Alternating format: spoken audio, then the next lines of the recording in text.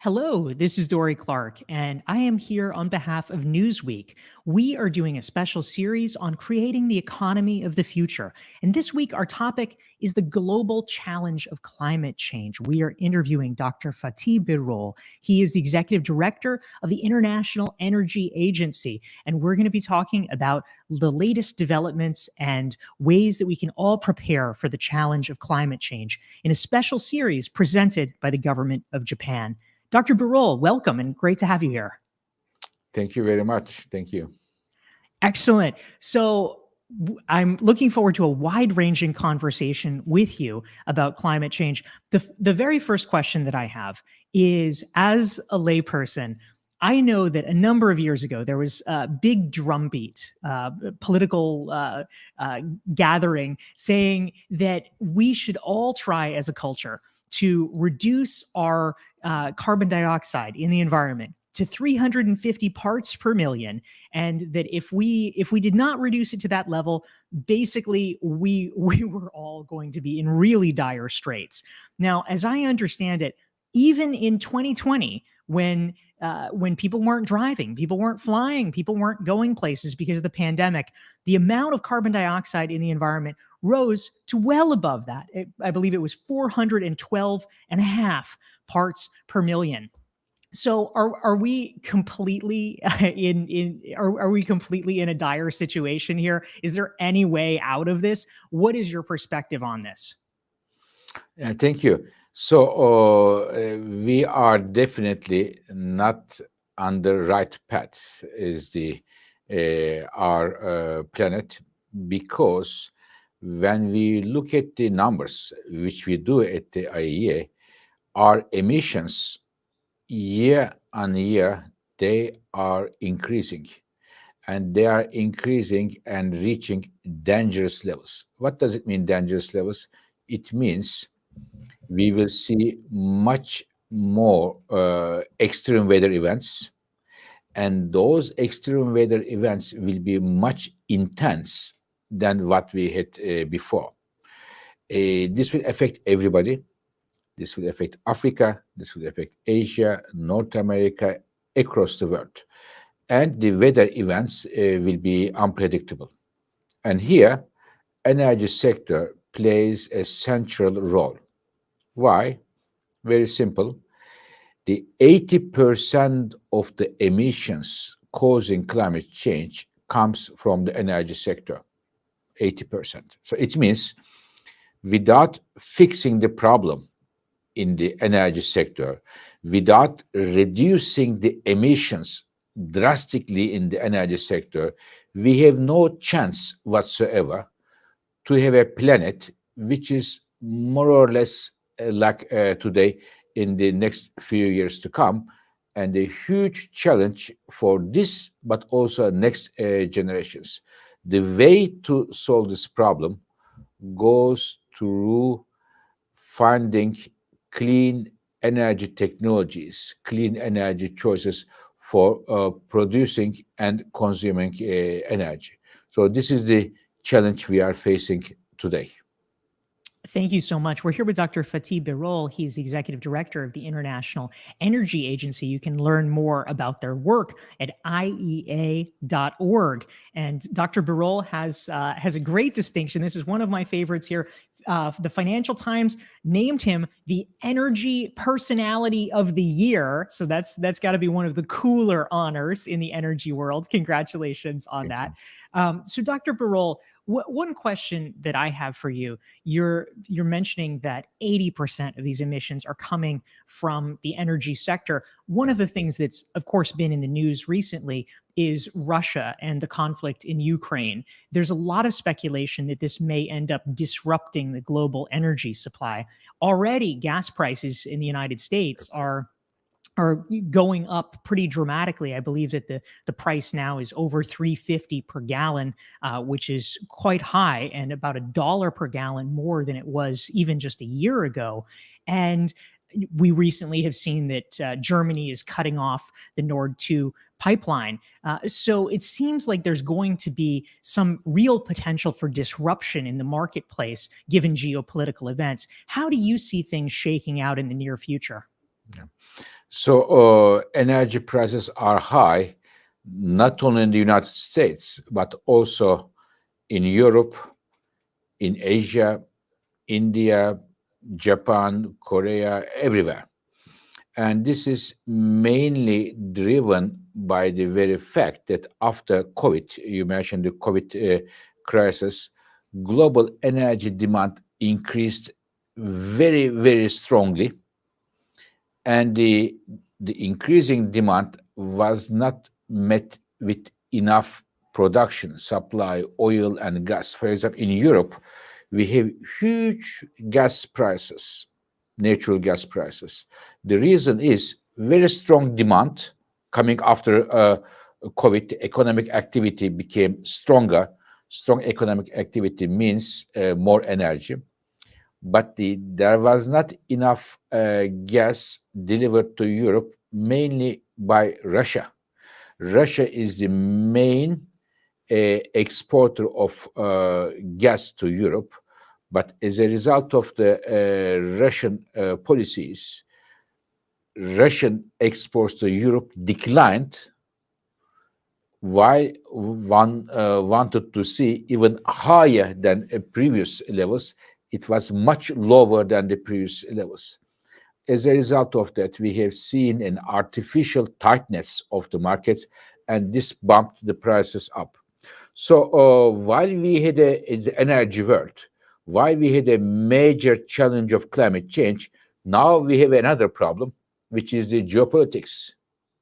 The recent messages and actions of Russia meant that the energy and geopolitics may well be much more interwoven in the next months and years to come, and it will definitely complicate the energy questions in a difficult way. Thank you, Dr. Birol. This is Fatih Birol. He is the executive director of the International Energy Agency, joining us as part of our special Newsweek series on creating the economy of the future. I'm Dorie Clark. And if you're tuning in live, please feel free to type into the chat box and let us know who you are, where you're dialing in from, and any questions that you have for Dr. Birol on the global challenge of climate change. Now, Dr. Birol, one question that I have is nuclear and the role of nuclear power. This is something that for decades has divided environmentalists. Some people say that this is really critical to the path toward clean energy. Other people, scarred by 3 Mile Island and Chernobyl, say that it's just too dangerous. What do you think about the role of nuclear power in climate change? Yeah. So when we look at the future, we have, of course, in the future, we will have still oil, we will have still gas, we'll have other energy sources, but future is electric. Electricity will dominate the way we use energy, we consume energy. And where will the electricity come from? So I would say a big chunk of the electricity will come from renewable energies, solar, wind, hydropower, and others. But I also see an important role for nuclear power in the countries where it is accepted. The issue with nuclear power is it can generate electricity, uninterrupted electricity, with no emissions released. It's a clean electricity generation source. And as you rightly mentioned, as a result of several incidents, the last one being Fukushima, we have seen nuclear energy, appetite for nuclear energy went down. However, as I have recently stated, I see nuclear is going to make a comeback strongly.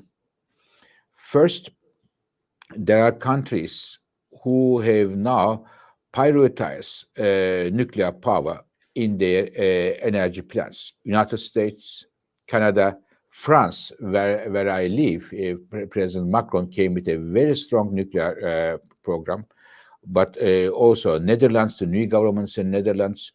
In China, India, and several European countries are pushing the nuclear power, also driven by the volatility of the natural gas markets. It also reminded the several policymakers and also citizens that the nuclear power, if we have it at home, you are not a part of the geopolitical games we are seeing.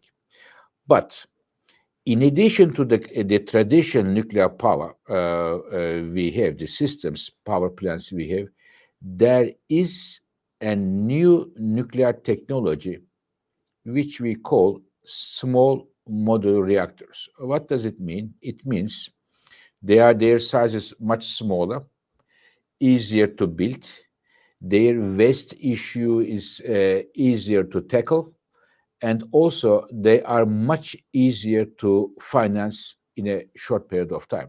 One of the biggest challenges of nuclear power, in addition to what you said, there was a bit of a hesitance from the citizens in some countries, not everywhere, but in some countries.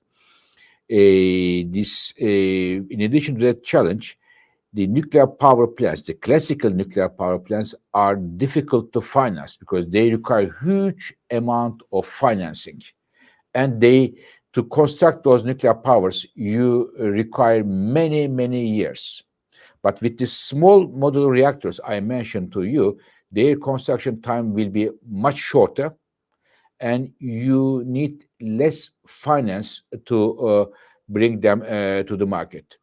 So I expected the nuclear power will be an integral part of the future electricity mix, even though the lion's share of our electricity generation in the future will be belonging to renewable energies, and I see a good marriage, and the happy one, I should say, between renewables and nuclear power. Thank you very much. We're here with Fatih Birol. He's the executive director of the International Energy Agency. And this is a special series by Newsweek on creating the economy of the future. I'm Dorie Clark. So, Dr. Birol, let's turn for a moment to renewables. Now, for many years, the challenge with wind power, with solar power, was that it was just too expensive and it costs too much to create energy from those sources to be economical without a lot of subsidies. That situation seems to have changed dramatically and the costs have really come down. Can you talk a little bit about the current state of renewable energy and how that factors in to some of the energy mix that you're seeing for the future? Yeah, you are right. Wind and solar were very expensive 10, 15 years ago. But as a result of, as we call it, learning by doing, so the more we bring new solar electricity, solar panels to the markets, the companies, manufacturers learn to produce them cheaper. Today, solar energy is one of the cheapest source of electricity generation in many countries. 10 years ago, when we talk about the solar, it was more or less a romantic story. But it's not mainly romantic, it's a main business in many countries. And in fact, when we look at the numbers, last year, about 60% of all the new power plants built in the world were solar, followed by wind. So this is not necessarily to address the climate change issue. It is basically because it's a cheap source of electricity generation. So I believe solar and wind will be key drivers of the future electricity generation everywhere in the world, in Africa, in India, in Asia, in North America and Europe. But the challenge with the solar and wind is their availability is nature bound.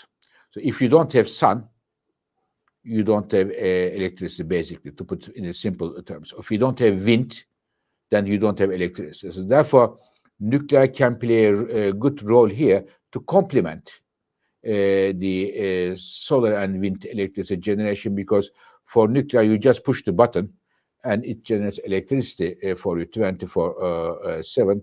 And I think while the renewables will have the lion's share, nuclear in the countries where it is accepted can play an important role as well. That's really interesting. Thank you very much, Dr. Fatih Birol, Executive Director of the International Energy Agency. He also chairs the Energy Advisory Board for the World Economic Forum. So, a question that I have is I would love to hear more about your perspective on experimental strategies around both energy and climate change. We sometimes hear ideas that sound appealing, although a layman may wonder how technically feasible they are, about things like burying carbon dioxide deep in the earth, or perhaps newfangled methods of energy creation. Can you talk a little bit about what you see on the horizon, both in the energy sphere and with regard to protecting against climate change? So there are numerous such candidates of breakthrough technologies. Some of them see the light of the day, many of them don't. But some of the rather promising ones, you mentioned one of them, which is capturing the carbon and putting it under the earth. We call it carbon capture and sequestration technology, which could be very helpful to use fossil energies in a environmental friendly way. Because the issue is today why coal or gas and oil seem to be creating challenges for climate change because they are emitting carbon dioxide emissions. If this technology, the carbon capture technology, during this process, while you use oil or gas or coal, can suck up the carbon from them and put it under the earth, if they can be used in a environment friendly way, we could have a major advantage in terms of our energy sector, at the same time addressing climate change. Another one came several years ago. Many people thought it will not be a good solution, which is the electric cars, because they were very expensive. But today, we are seeing the electric cars are becoming a mainstream transportation instrument in many countries. In China, 20% of all the cars sold last year were electric cars. The same in Europe, about 20%. I expect that in the United States, very soon, we will see electric cars will be seen more frequently on the roads, because several car manufacturers now prioritize electric cars as their next models they want to put in the market. So there are many disruptive technologies. Some of them will see the light of the day, some of them will not. And the criteria here is whether or not they're economic and they make the life of the consumers more comfortable, more convenient, and at the same time, whether or not they will be part of our fight against climate change. Thank you very much. We're talking about the global challenge of climate change. This is part of a special Newsweek series on creating the economy of the future. We're here with Dr. Fatih Birol, Executive Director of the International Energy Agency. You can learn more about their work at IEA.org. Dr. Birol has been named by Forbes one of the most influential people in the world of energy. And Dr. Birol, I'm curious about the role that the pandemic played in all of this. We all know that, especially during 2020, parts of 2021, for most of us, fuel usage, energy usage went down. We weren't driving into the office. We weren't flying and traveling as much because there were global travel bans. Certainly that impacted, in many ways, energy usage. Did that actually allow for a bit of a reset, or what would you say are the impacts of the pandemic on these issues? Have we already rebounded to where we were before, or has this allowed us to begin to take stock in some way? To be honest with you, the bad thing about my job is that I have to be realistic. I have to believe in numbers rather than the hopes and the feelings during the pandemic when the emissions went down because of the reasons you mentioned. We didn't travel, the economic activity went down, and therefore emissions went down. Many people thought, many commentators, now we have seen that we can save the planet. We learn from this, and it will be again, when we look at the future, it will be such a life. And I said, unless governments take the necessary measures, people will go back what they were doing before. Not that I don't have a trust in the human beings, but this is the, unless you give a signal to the human beings, they behave what is the best solution for them. And today, in fact, unfortunately, emissions today are worse than before the pandemic, much higher than that.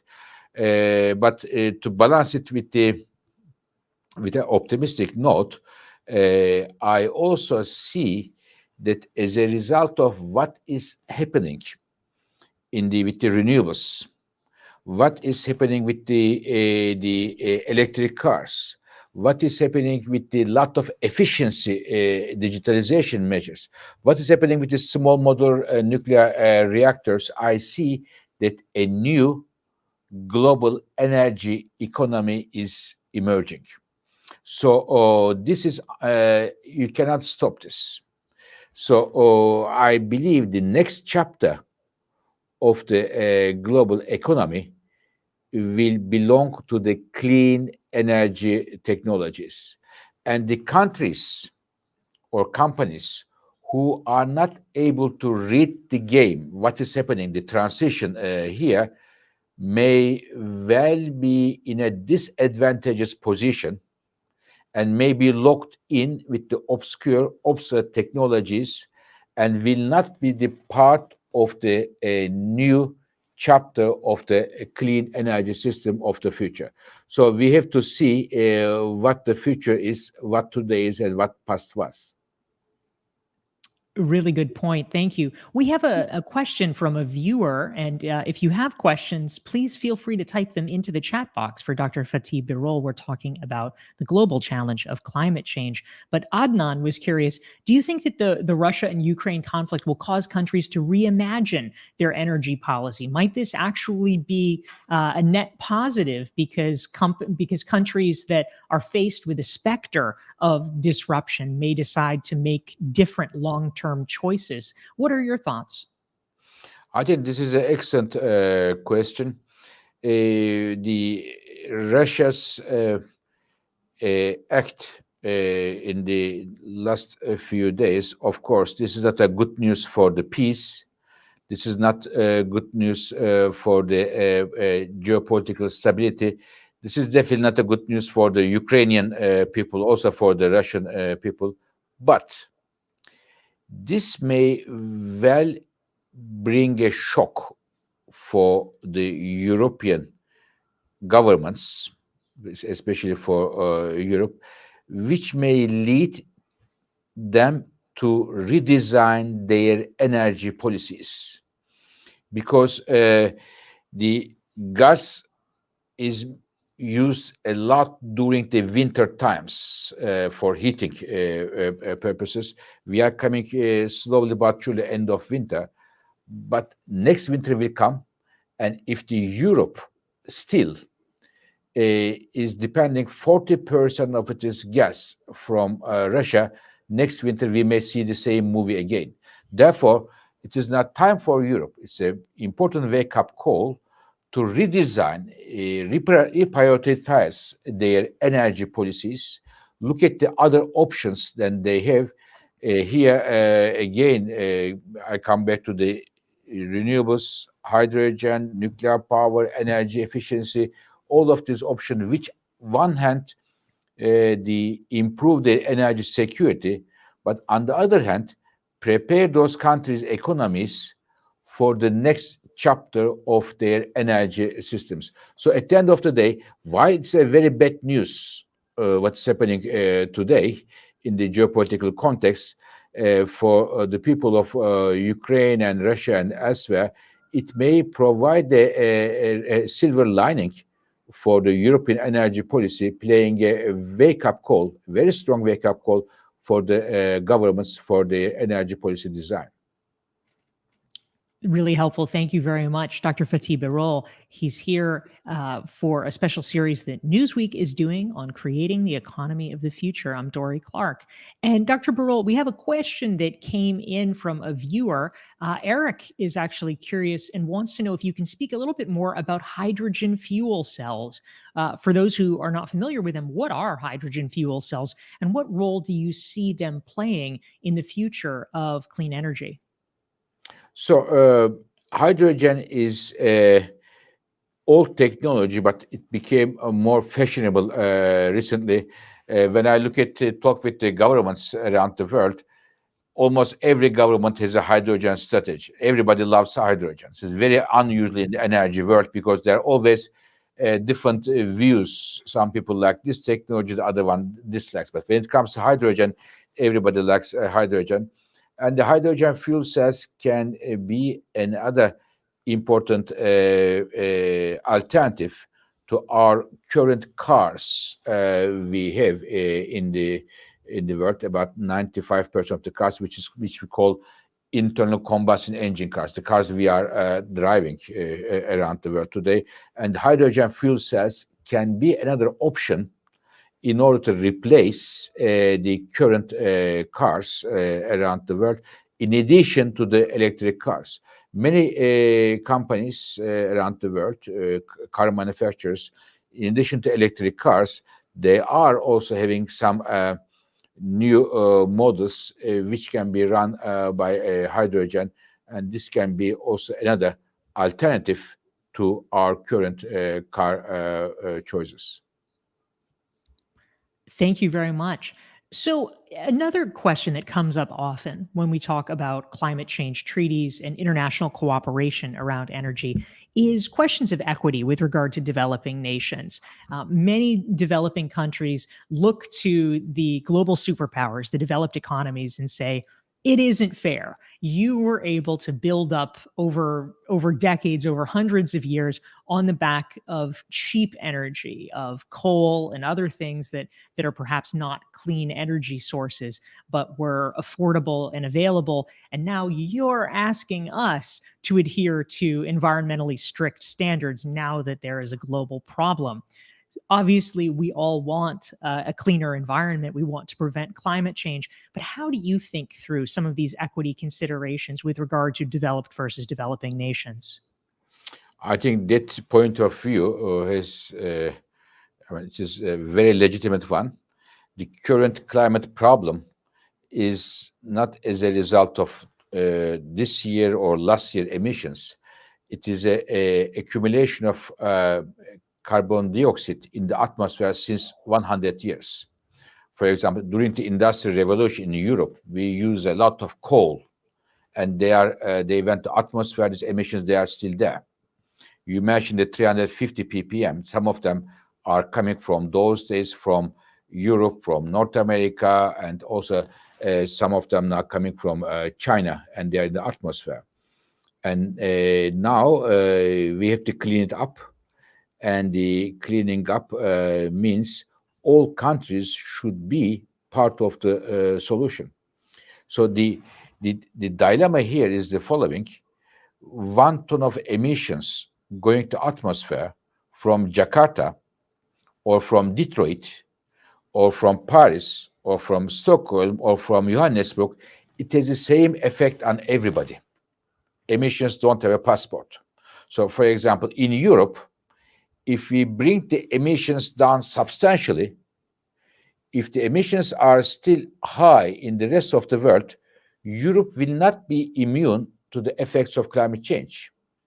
So this is a race against the time, and it's also a race that if everybody doesn't finish the race, nobody wins the race. So therefore, it is very important that the developing countries' decisions in terms of energy are also preferring the clean energy options. But many developing countries do not have the means to invest in clean energy options. And here, I think it is a moral duty.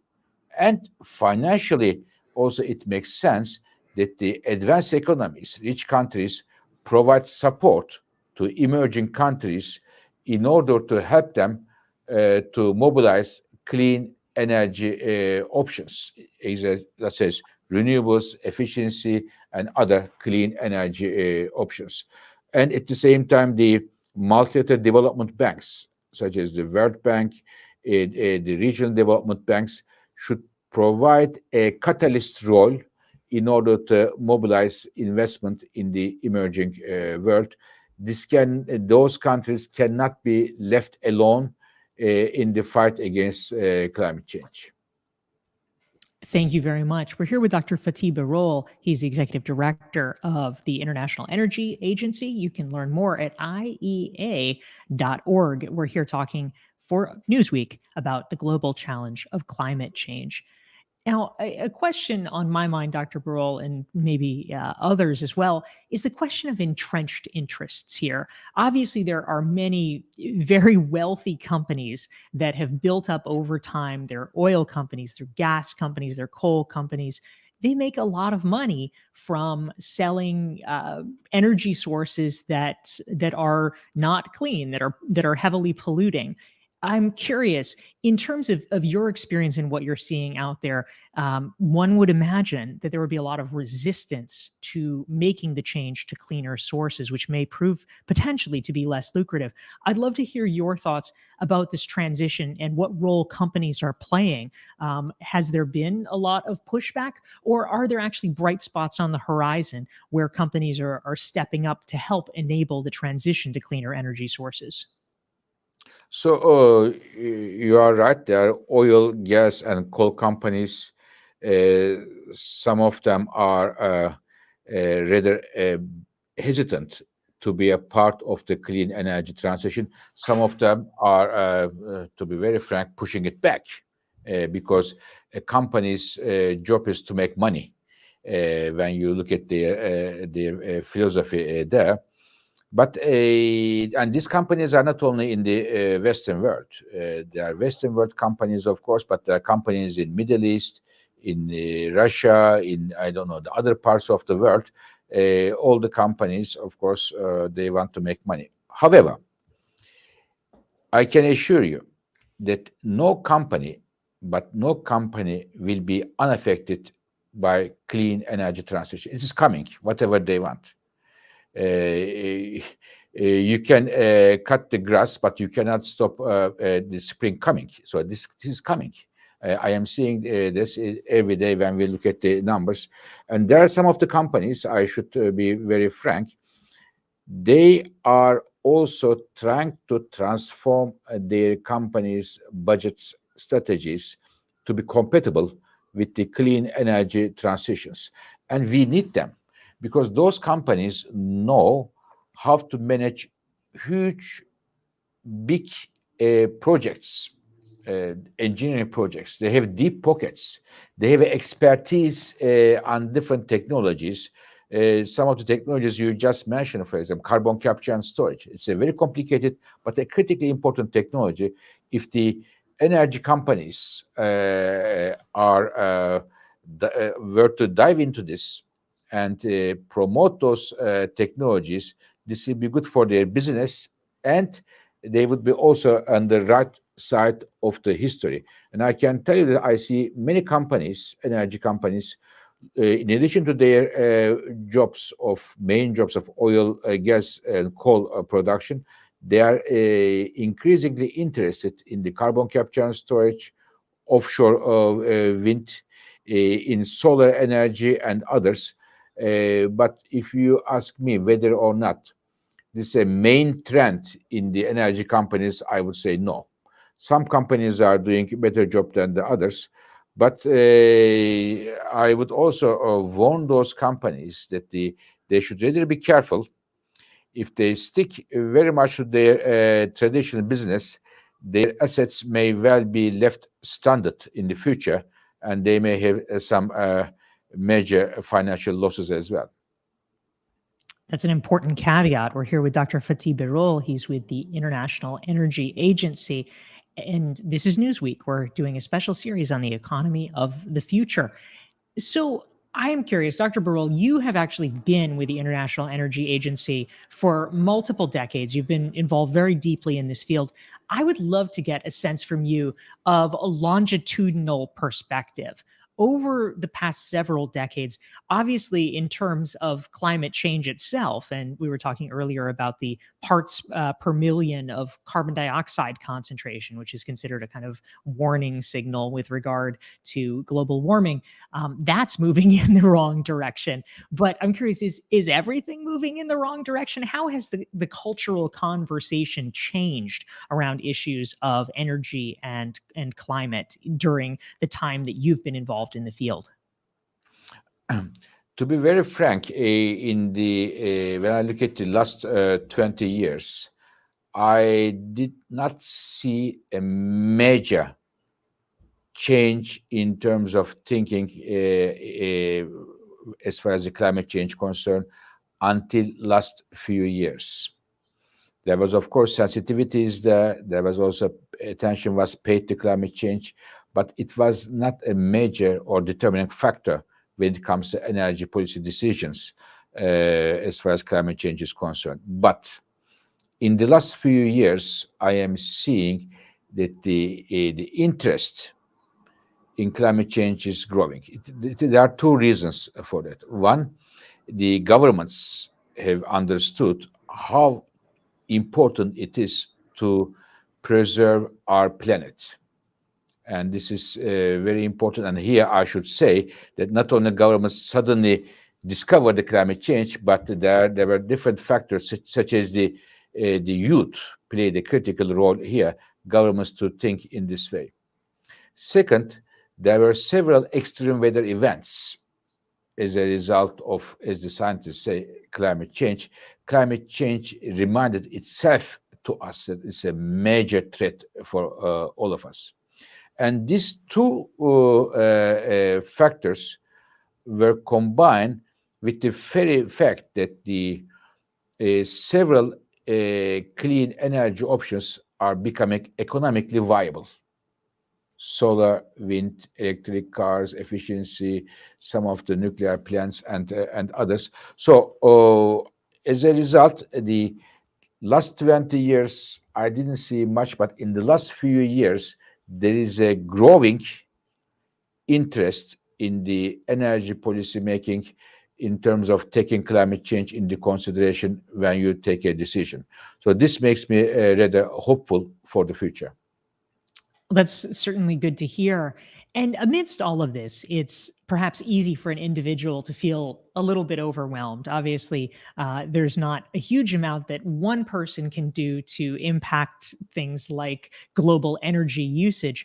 But I'm curious, if you were advising someone who is a concerned citizen about something that they could do, some step that they could personally take and influence that might in some way make a contribution to fighting climate change, what would you recommend for that person? What would actually be useful? I can give you two things: one a political and one a daily life. Politically, I would vote for the governments, political parties who pay attention to climate change in a realistic way. So I would be taking this climate change sensitivity of the political parties when I put my vote in the election. This is one. As a person, I would suggest them what I am doing. For example, in terms of transportation, choose as much as possible public transport. And if you have to buy a car, a private car, I would go for electric cars or hydrogen cars in order to reduce the carbon footprint, because transportation sector is definitely one of the most polluting sectors. Very helpful advice. We are beginning to wind down our conversation. We probably have time for just about one more question. This is Dorie Clark. We've been here on behalf of Newsweek as part of a special series throughout the month of February, sponsored by the government of Japan. We've been discussing creating the economy of the future. And today's topic is the global challenge of climate change. Speaking with Dr. Fatih Birol, Executive Director of the International Energy Agency. Dr. Birol, a question that I love to ask policy experts such as yourself. If you ruled the world, if you had the proverbial magic wand and you could actually make a policy change, maybe not 10, but if you could make a policy change unilaterally that you felt like would make the biggest difference in terms of improving our transition to clean energy sources and making, helping to fight back against climate change, what would that be? Yeah. So when you say you mentioned Japan, for example, when I think of Japan and the energy policies or energy history of Japan, innovation was a very important factor in terms of Japanese energy achievements. So if I had a chance globally, I would have loved to see that all countries around the world would pay enough attention to research and development of clean energy technologies and pushing the magic button of innovation so that we can have technologies which are clean, which are affordable, and which also helps us not to have such geopolitical tensions we have now.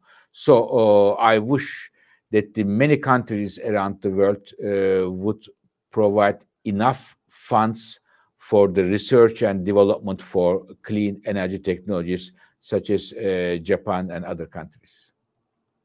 Research and development is certainly going to be an important part of the picture. Thank you so much for that. We're here with Dr. Fatih Birol. He has joined us. He is the Executive Director of the International Energy Agency, and we've been talking about the global challenge of climate change.